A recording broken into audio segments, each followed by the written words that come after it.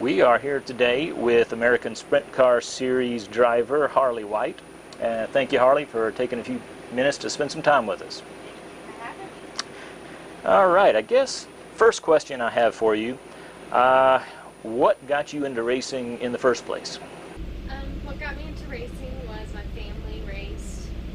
My dad raced, my grandpa raced, so it's been in the blood. Okay. It's been in the family for years and years. So just been something we've done as a family from day one and done it on the weekends, so it's something we enjoy together. Yeah, so what does that mean to you to be able to, to have that, close family relationship, around racing and all of that? Exactly. It's what I've grown up with, so if we didn't do this on the weekends, it would feel weird. Right. So it's nice because you get to know your family more, and it's just always good to be around family. And I've been doing it forever now, and I can remember being a little girl riding in my dad's race car during Pack the Track. So and all of us grandkids and kids would be running around playing at the racetrack, and it was a blast. And still to this day we do the same thing. We do it as a family and always will. That's just what we do. Absolutely. Now, how old were you when you first got into a competitive racing car? The first time I actually drove was when I was 12. 12, okay. I guess, is that like go-karts, or what were you? No, mini sprints. Okay, so is that kind of what it sounds like, a smaller version of a sprint car? It's exactly a smaller version of a sprint car. It looks the same, just half the size, less than half the size. I wanted to ask you, I understand, I guess you had a serious accident several years ago, and the way I understand it, I guess it was the first race in that particular series? No, the first race for me ever. Okay, yeah. Go ahead and tell me, what happened. What year was it? 2008 was the year in a mini sprint. It's a 600cc motor and a mini sprint chassis. And it was in April 2008 at I-44 Speedway in Oklahoma City, Oklahoma. And it was my first race ever. I mean, I practiced the car like months in advance and practiced it a handful of times, so I was comfortable in the car, but that was my first race. So what happened?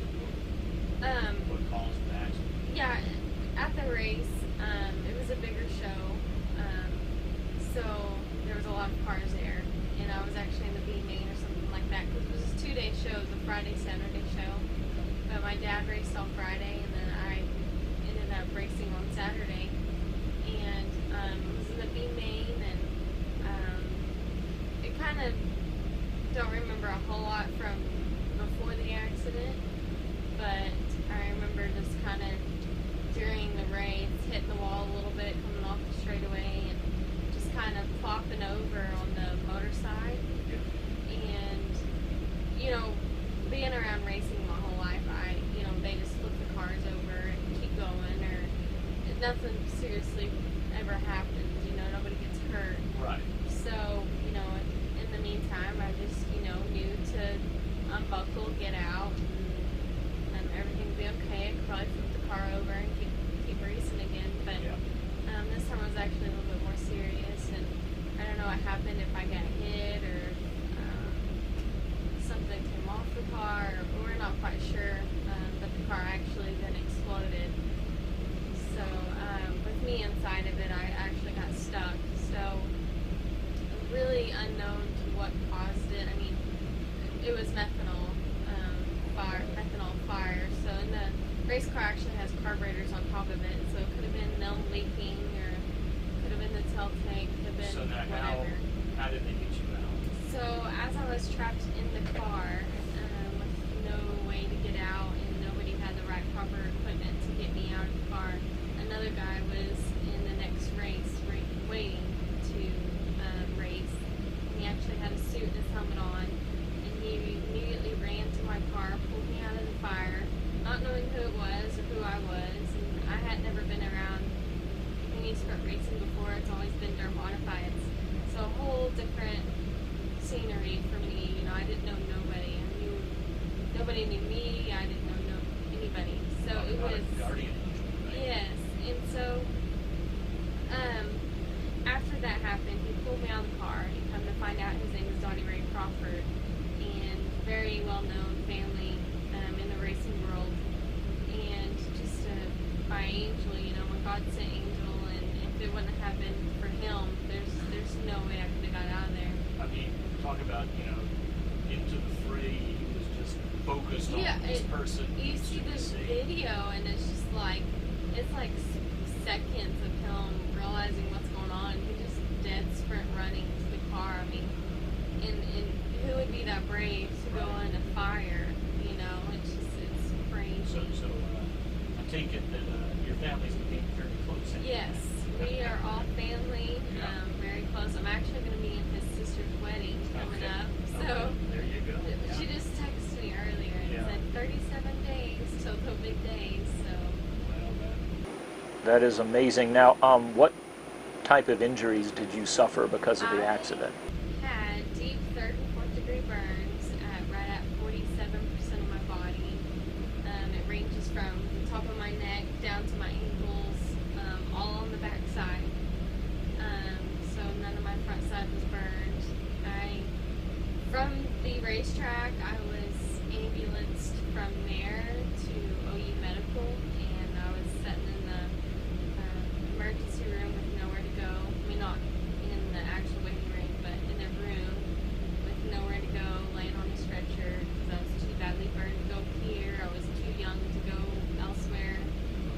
So basically, we were just sitting there waiting because they couldn't treat me.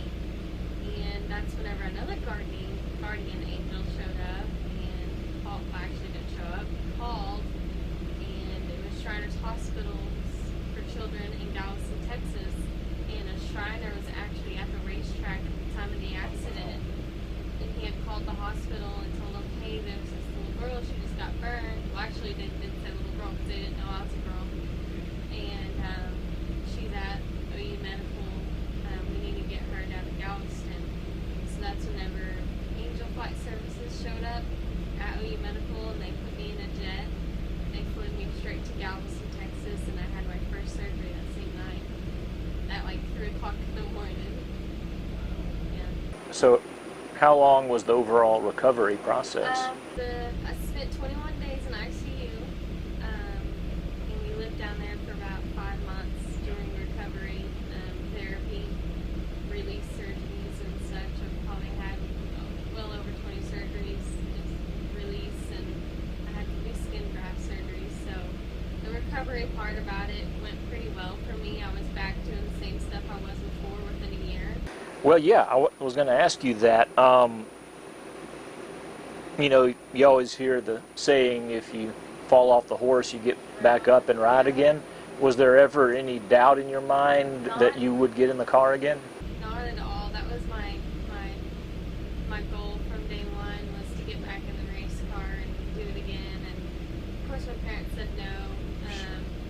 So that was my goal, and I was a competitive cheerleader, basketball, softball, track, you name it. I mean, I was do it all. And how old were you when the accident? I was 12, and then I had my birthday in the hospital, so I turned 13 in the hospital.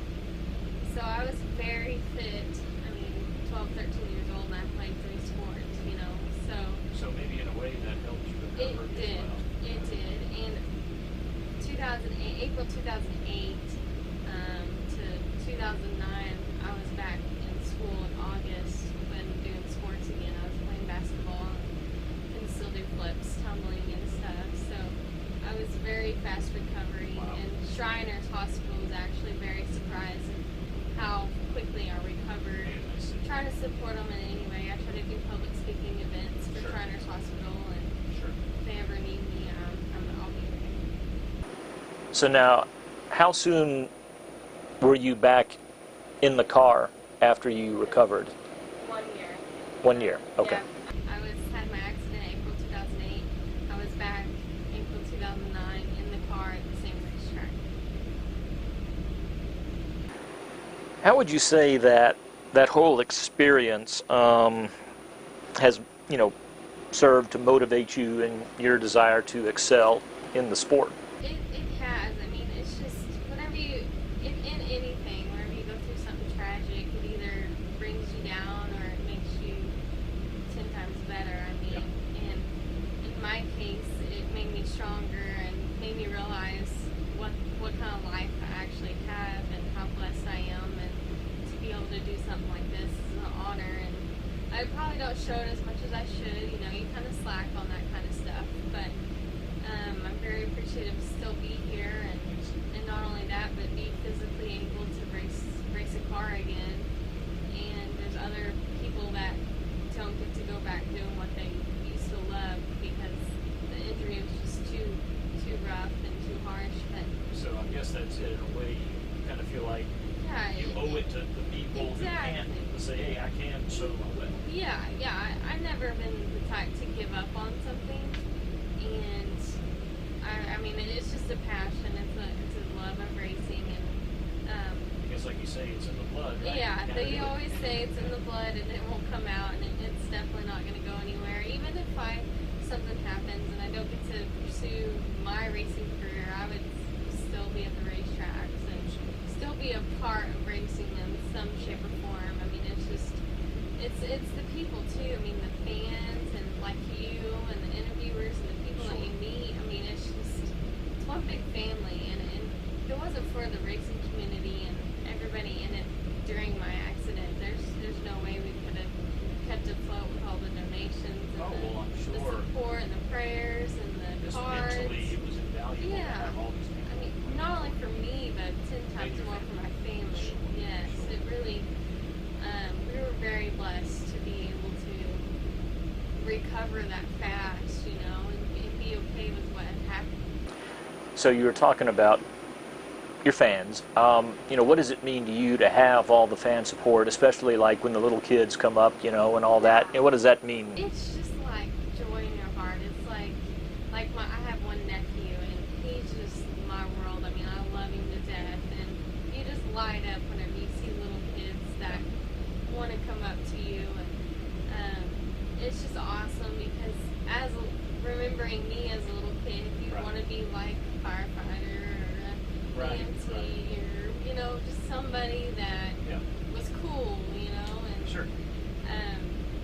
And back then I looked up to the racers. I mean, I wanted to. Yeah, what's cooler than a race car driver? Yes, exactly. So I appreciate them so much, and I hope they all know that. But the little kids are just a blast. I mean, you never know what they might say. And half the time they're all taller than me, so they get a kick out of that. Yeah, I suppose. So they're like, I can race that. I'm like, you sure could. Now, tell me a little bit. I understand you're going to be doing a bit of international travel coming up. Tell me about that. Me and maybe my dad or somebody are going to go to Australia leaving December 3rd, and we won't get back to January 23rd. We'll be racing over there 410 main sprint cars for a long time, 2 months. And That's got to be awfully exciting. it is, and I've never drove 410. I've always been in 360, so it's going to be a learning experience, but it's an opportunity of a lifetime. I mean, every racer dreams of that, and it's kind of surreal. Like, I don't really feel like it's actually happening to me, I don't get opportunities like that at all. And So now, how did it come about that you were given this opportunity? just connection on Facebook, really. I mean, just a fan, not really a fan, but people that watched my progress. Okay. And the car Say, owner. hey, would you like They're guy that drove for him before was retiring, not because he had a family coming.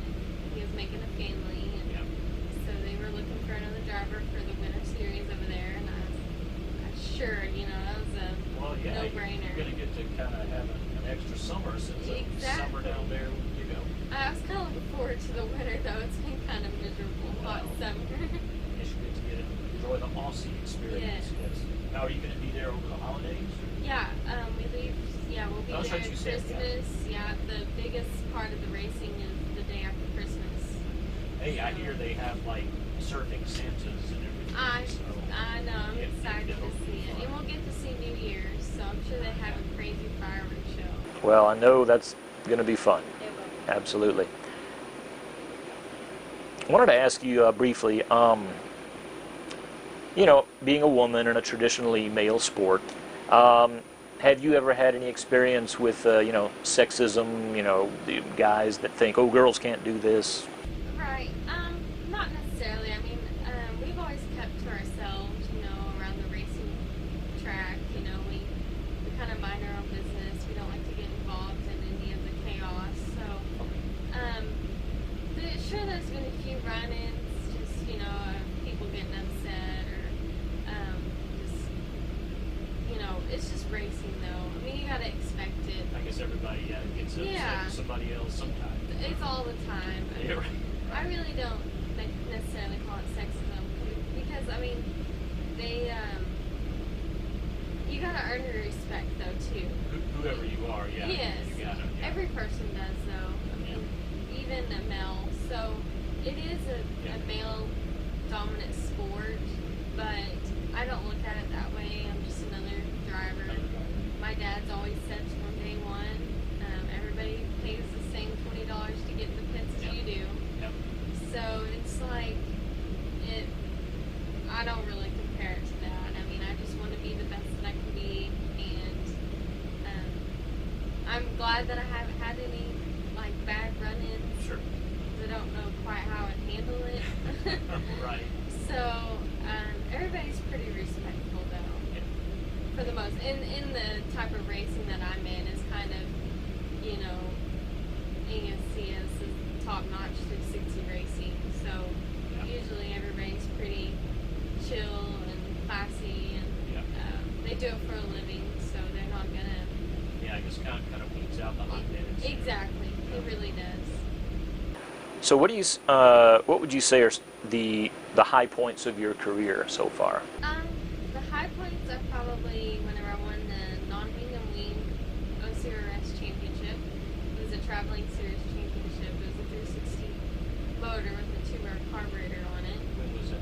It was in 2012. I won both championships in the same year. I had 9 wins that year, and So first time you were was dominant, sprint car, very. Okay.